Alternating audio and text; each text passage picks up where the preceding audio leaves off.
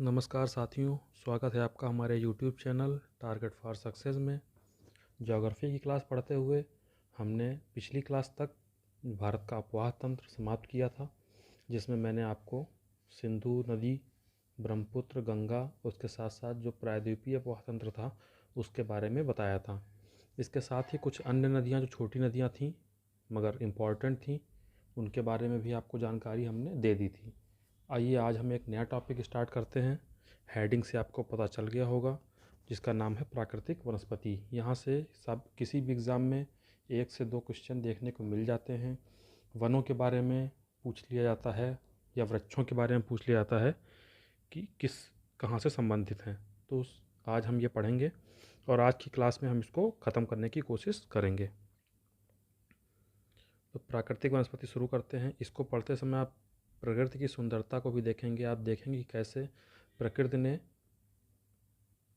जगह के हिसाब से, अनुकूलन के हिसाब से वनों का निर्माण किया है। आप देखेंगे कि कैसे पहाड़ों पर आपको शंकुआकार वन मिलेंगे, जिन पर अगर बर्फ़ गिरे तो आसानी से नीचे फिसलती हुई चली जाए। आपने कभी गौर किया होगा कि जो पहाड़ों पर वन पाए जाते हैं वह शंकुआकार क्यों होते हैं? शंकुआकार इसलिए होते हैं क्योंकि जब उनके ऊपर बर्फ़ गिरती है तो वह आसानी से खिसकती हुई नीचे चली जाती है। ठीक है।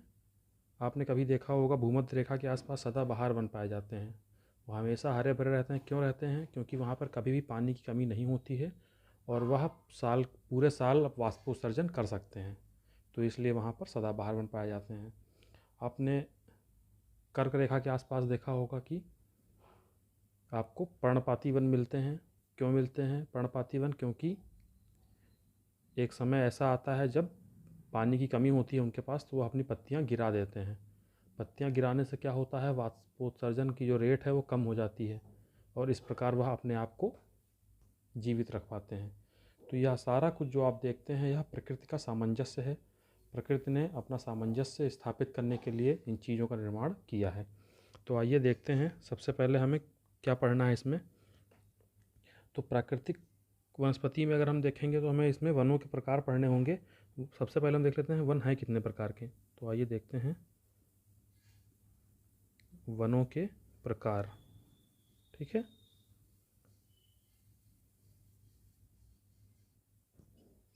वनों के प्रकार में जो हमें अध्ययन करना है, सबसे पहले किसका अध्ययन करना है? तो सबसे पहले हम अध्ययन करेंगे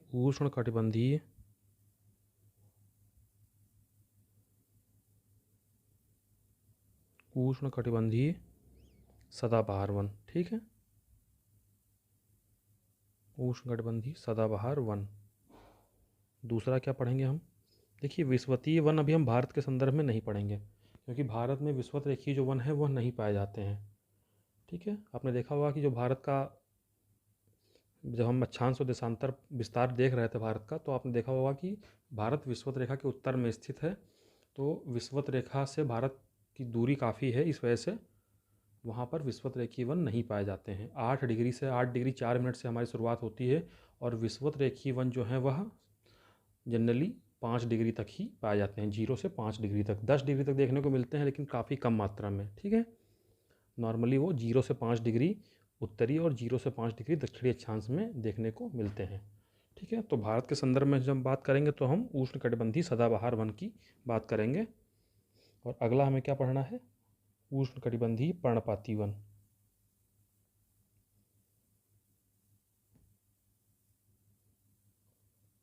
उष्णकटिबंधीय पर्णपाती वन। ठीक है, उष्णकटिबंधीय पर्णपाती वन हो गए। तीसरा हमें क्या पढ़ना है? तीसरा हमें पढ़ना है उष्णकटिबंधीय, इसके साथ कांटेदार वन। कांटेदार वन। ठीक। चौथा क्या पढ़ना है हमें? पर्वतीय, पर्वतीय वन। और लास्ट जिसको हम कहते हैं अनूप वन। जैसे आपका सुंदरवन डेल्टा आप देखते हैं, वह अनूप वन में आता है। जो दलदली क्षेत्रों में जो होते हैं उन्हें हम अनूप कहते हैं, या इनका एक नाम और है, क्या है? वेलांचली। ठीक है, वेलांचली। इंग्लिश देखना चाहेंगे इनकी तो इंग्लिश भी मैं बता देता हूँ। इसको आप क्या कहेंगे?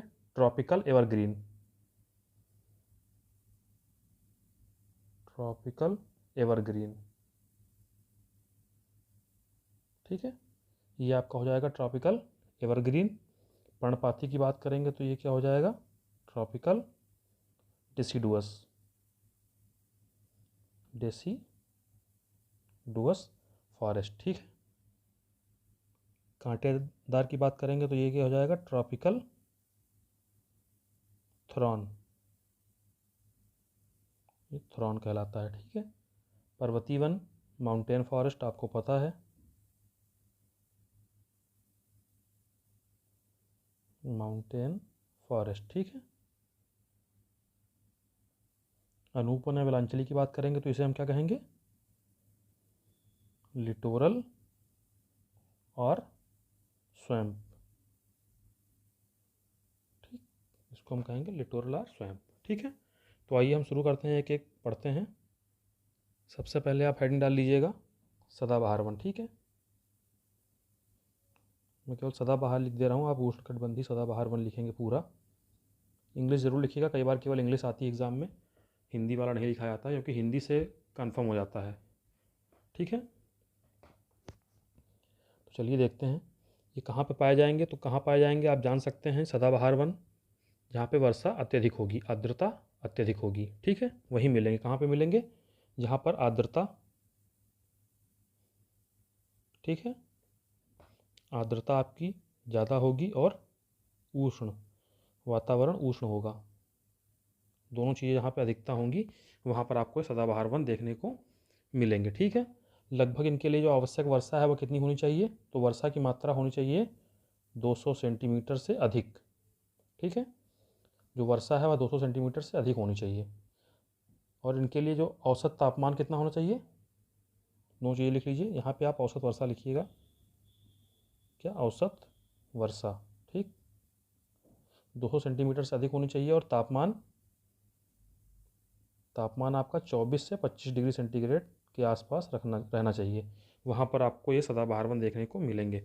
आर्द्रता अधिक होनी चाहिए, ठीक, उष्ण भाग होने चाहिए, उष्णता अधिक होनी चाहिए, 200 सेंटीमीटर से अधिक वर्षा होनी चाहिए, और जो आपका औसत तापमान है वो 24 से 25 डिग्री सेंटीग्रेड के आसपास रहना चाहिए, ठीक है। आर्द्रता अधिक रहनी चाहिए, लगभग कितनी, सापेक्षिक आर्द्रता की बात करेंगे तो 70%, ठीक है। जब ये कंडीशंस मिलेंगी तब सदाबहार वन आपको देखने को मिलेंगे, ठीक है। इसके साथ साथ क्या है, इनकी जो विशेषता क्या है, ये आपको सघन मिलेंगे, ठीक है, सघनता इनकी बहुत अधिक होगी, सघनता अधिक होगी। और क्या होंगे, वृक्ष जो होंगे वह ऊंचे होंगे, ठीक है, वृक्ष ऊंचे होंगे, ऊंचे कितने होंगे, लगभग ये आपको 45 मीटर से 60 मीटर तक का वृक्ष आपको यहाँ पर देखने को मिलेंगे, ठीक है। और इन वृक्षों की विशेषता क्या होती है, सीधे और लंबे होते हैं। इनका जो है जब शाखाएं इनकी आपको छोटी मिलेंगी और तने बहुत लंबे होते हैं, ठीक है, तने काफ़ी लंबे होंगे और शाखाएं छोटी होंगी, ठीक है। और इनका जो तना होता है वह काफ़ी मोटा होता है, जब लगभग कई सारे, कभी कभी 7 से 8 मीटर तक का जो है चौड़ाई हो जाती है इनकी। ये सब आपसे खैर नहीं पूछा जाएगा, केवल आपकी जानकारी के लिए मैंने आपको बता दिया, ठीक है। विषुवत रेखीय वन के बारे में जैसे आप जानते हैं, सूर्य का प्रकाश आसानी से ज़मीन तक नहीं पहुंच पाता है, तो सेम कंडीशन यहाँ भी है, सूर्य का प्रकाश आसानी से ज़मीन तक नहीं पहुंचता, और यही कारण है कि इनकी जो है जो लंबाई है बहुत अधिक हो जाती है, आसानी से ज़मीन तक नहीं पहुंचता, ज़मीन तक नहीं पहुंचता। अब आप पूछेंगे कि सूर्य के प्रकाश से लंबाई का क्या मतलब है, अभी बताते हैं। होता क्या है कि बहुत सघन जंगल होते हैं ये, ठीक है, तो जब कोई नया पेड़ उगता है तो सूर्य का प्रकाश उसको नहीं मिल पाता है, तो वह सूर्य की प्रकाश की तलाश में बढ़ता जाता है, बढ़ता जाता है, बढ़ता जाता है, और वह काफ़ी इसी तरह काफ़ी ज़्यादा लंबा हो जाता है। सूर्य के प्रकाश की तरफ बढ़ते बढ़ते वह 45 से 60 मीटर तक की जो है ऊंचाई प्राप्त कर लेता है, ठीक है। तो यह रहा आपके लिए सदाबहार वन के बारे में आवश्यक चीज़ें। वृक्ष देख लेते हैं कौन से पाए जाते हैं, महत्वपूर्ण वृक्ष यहाँ पे क्या देखने को मिलेंगे आपको, महत्वपूर्ण वृक्ष से क्वेश्चन पूछा गया है यह, ठीक है। यहाँ पर आपको रबर देखने को मिलेगी।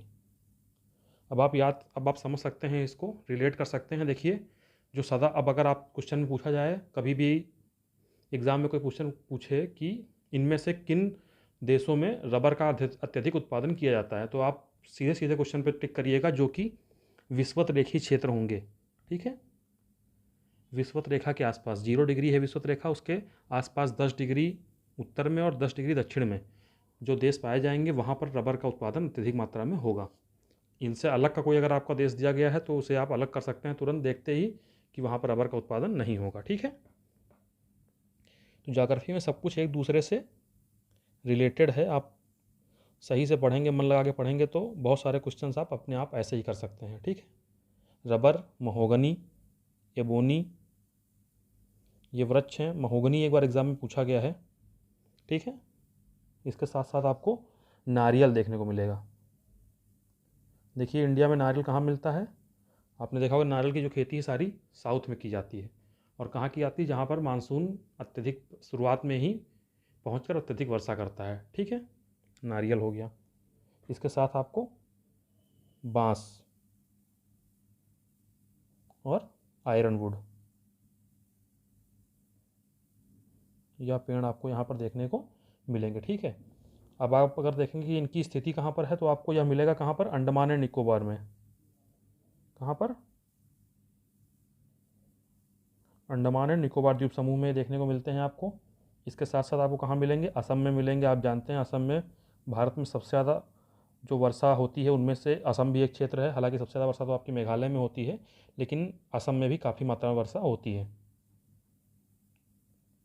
मेघालय, पूरे नॉर्थ ईस्ट में काफ़ी वर्षा होती, क्यों होती है, क्योंकि मैंने आपको बता रखा है कि जो वहाँ पर हिमालय पर्वत और बहुत सारी पहाड़ियाँ हैं वह इस प्रकार का आकार प्रदान करती हैं कि बीच में आकर मानसूनी वायु फंस जाती है और जिससे वो वहीं घूम कर काफ़ी वर्षा करती है। ठीक है, असम, मेघालय, नागालैंड, मेघालय में ही आपका मासिनरम और चेरापूंजी दोनों स्थान स्थित हैं जो काफ़ी ज़्यादा वर्षा प्राप्त करते हैं। ठीक है, मणिपुर, देखिए रिलेट करते हुए चलिएगा, मिज़ोरम। ठीक, सारे जितने भी स्थान मैं आपको बता रहा हूँ सब काफ़ी वर्षा वाले स्थान हैं। ठीक है, त्रिपुरा। ठीक है, इसके साथ साथ पश्चिमी घाट, पश्चिमी घाट, इसका जो पश्चिमी घाट है इसका पश्चिमी घाट का पश्चिमी ढलान, क्योंकि पूर्वी जो ढलान है वह तो वृष्टि छाया प्रदेश है ना, पश्चिमी ढाल। ठीक, ये हो गया आपके पश्चिमी घाट का पश्चिमी ढाल और तटीय मैदान, तटीय मैदान। ठीक है, यहाँ पर अत्यधिक वर्षा होती है तो यहीं पर इनकी प्राप्ति भी होती है इन वनों की। ठीक है, अब ये पश्चिमी तटीय मैदान में आप देख रहे होंगे आपको केरल का भाग देखने को मिलेगा, आपको थोड़ा बहुत कर्नाटक का भाग देखने को मिलेगा। ठीक है, महाराष्ट्र में भी मुंबई, जो ये तटीय क्षेत्र तटीय क्षेत्र हैं उनके आसपास का जो भाग है वह भी आपको देखने को मिलेगा, वहाँ भी इस तरह के वन पाए जाएंगे। ठीक है, सबसे ज़्यादा अगर आप मेन लैंड की बात करेंगे तो सबसे ज़्यादा केरल में आपको ये वन देखने को मिलेंगे। ठीक है, बाकी असम, मेघालय, नागालैंड, मणिपुर, मिजोरम, त्रिपुरा, इन सब जगह पे यही वन पाए जाते हैं। ठीक है, आगे चलते हैं। इसमें लकड़ी जो होगी इनकी कैसी होगी, लकड़ी के बारे में जब आप बात करेंगे तो इनकी लकड़ी सख्त होगी, सख्त लकड़ी इनकी होगी। ठीक है, और इनके साथ साथ यहाँ पर जो इनकी लकड़ी सख्त होती है तो इसका यूज़ कहाँ किया जाता है, पहले इनका यूज़ किया जाता था रेलवे के जो स्लीपर होते थे, आपने देखा होगा रेलवे के स्लीपर अब तो नहीं यूज़ होते हैं, उनमें इनका यूज़ किया जाता था पहले। अब फिलहाल रेलवे के स्लीपर लकड़ी के नहीं बनते हैं। ठीक है, तो ये रही आपके लिए उष्णकटिबंधीय सदाबहार वन। अब आगे चलते हैं। ठीक है, अगला हमारा कौन सा पढ़ना है, पर्णपाती, उष्णकटिबंधीय पर्णपाती वन।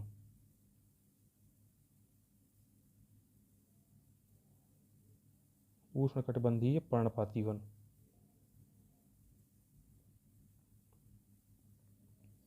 पर्णपाती, पर्णपाती का ही मतलब होता है जो अपनी पत्तियां गिरा देते हैं। ठीक, पत्तियां गिरा देने वाले, गिरा, आप इस तरह लिख लीजिएगा तो आसानी से आपको याद हो जाएगा। और पत्तियाँ गिरा देने वाले वन जो होते हैं उन्हें हम क्या कहते हैं? पर्णपाती वन। इनका एक दूसरा नाम क्या है? मानसूनी वन।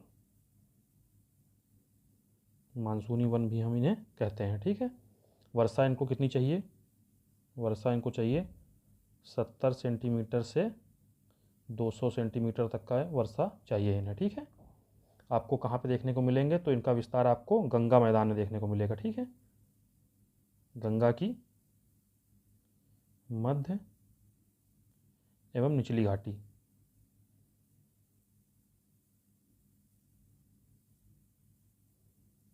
गंगा की मध्य एवं निचली घाटी में आपको देखने को मिलेगा। ठीक है। ये आपको ऊंची घाट में, गंगा की जो ऊपरी घाटी है उसमें देखने को नहीं मिलेगा, क्योंकि वहाँ पर पर्वतीय वन पाए जाते हैं। ठीक है। तो आपका गंगा का मैदान जो है मध्य और निचली घाटी, वहाँ पर आपको देखने को मिलेंगे। इसके साथ साथ आपको मध्य प्रदेश में देखने को मिलेंगे। ये मध्य प्रदेश में देखने को मिलेंगे, पूरे मध्य प्रदेश में नहीं, पूर्वी भाग में स्पेशली। ठीक। छत्तीसगढ़ में देखने को मिलेंगे। छत्तीसगढ़। गंगा की मध्य और निचली घाटी में आपका जो है ये क्या? उत्तर प्रदेश और बिहार। ठीक है। उत्तर प्रदेश और बिहार दोनों समाहित हो गए। ठीक। मध्य प्रदेश में देखने को मिलेगा आपको, छत्तीसगढ़ में मिलेगा, थोड़ा बहुत भाग इसको आपको झारखंड में देखने को मिलेगा। झारखंड में है पश्चिम बंगाल। ठीक। झारखंड हो गया, पश्चिम बंगाल हो गया, आपका कर्नाटक हो गया और तमिलनाडु। आप वर्षा की मात्रा से रिलेट कर सकते हैं। ठीक। अभी अगला चैप्टर आप मानसून पढ़ेंगे तो आप ज़्यादा क्लियर आपको हो जाएगा। ये आपके कुछ स्टेट रहे जहाँ पर आपको इस तरह के वन देखने को मिलेंगे। ठीक है। अब यहाँ पे वृक्ष कौन से पाए जाएंगे? तो वृक्ष के बारे में जब आप देखेंगे तो आपको यहाँ पे साल का वृक्ष देखने को मिलेगा। साल का वृक्ष। ठीक है। साल के वृक्ष के बारे में एक स्पेशल फैक्ट है, हिस्ट्री में कमेंट करके बताइएगा। ठीक है। साल का वृक्ष क्यों इंपॉर्टेंट है? चलिए आगे देखते हैं। सागौन। ये सब नाम देखिए हमारे चिर परिचित नाम हैं, इनको हम अच्छी तरह से जानते पहचानते हैं। ठीक है। जो हमने अभी ऊपर पढ़े हैं वो वृक्ष हमने जनरली नहीं देखे होते हैं। ठीक है। लेकिन ये जो वृक्ष इस बार हम पढ़ रहे हैं, ये वृक्ष हमने देखे हैं और हम पहचानते भी हैं। ठीक। आम, नीम, बाकी जितने भी वृक्ष आपको आसपास दिखते हैं वो सारे इसी में आएंगे। ठीक है। चलिए ये रहे। पर्णपाती क्यों कहते हैं? क्योंकि ग्रीष्म ऋतु के आरंभ में ये अपनी पत्तियां गिरा देते हैं। ये सब आप नोट करते रहिएगा। ठीक है। ग्रीष्म ऋतु के आरंभ में पत्तियां गिरा देते हैं। पत्तियां क्यों गिरा देते हैं? अभी मैंने ऊपर आपको बताया, क्योंकि वाष्पोत्सर्जन की प्रक्रिया कम करने के लिए। वाष्पोत्सर्जन की प्रक्रिया अगर अधिक रहेगी तो इनके पास जल की कमी हो जाएगी, डिहाइड्रेशन हो जाएगा, और जिससे इनका जीवन भी समाप्त हो सकता है। ठीक है। हाँ, ऊंचाई रह गई। ऊंचाई की बात करेंगे आप तो लगभग 30 मीटर से 45 मीटर के आसपास आपको इनकी ऊंचाई देखने को मिलेगी। ठीक है। और ये आपने सारे पेड़ पढ़े हैं, इनसे इमारती लकड़ी की प्राप्ति होती है, जानते हैं आप। इमारती लकड़ी प्राप्त होती है।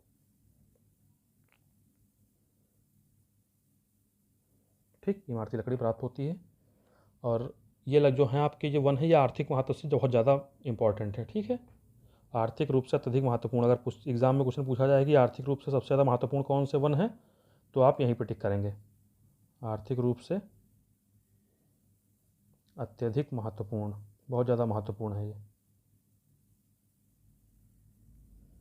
ठीक है। और अगर आपसे पूछा जाए, एक क्वेश्चन आता है कि विश्व का फेफड़ा किसे कहते हैं, पृथ्वी का फेफड़ा किसे कहते हैं, तो आप अमेजन वर्षा वन पर टिक करेंगे। अभी पेट में क्वेश्चन पूछा गया था शायद किसी एग्जाम में कि पृथ्वी का फेफड़ा किसे कहते हैं, तो अमेजन वर्षा वन टिक करेंगे। विश्वोत्तरेखीय वन जो होते हैं उन्हें हम पृथ्वी का फेफड़ा कहते हैं। ठीक है। अत्यधिक, सबसे ज़्यादा वो जो है ऑक्सीजन का उत्सर्जन करते हैं और CO2 का जो है अपने भोजन बनाने में वो प्रयोग करते हैं और ऑक्सीजन को मुक्त करते हैं।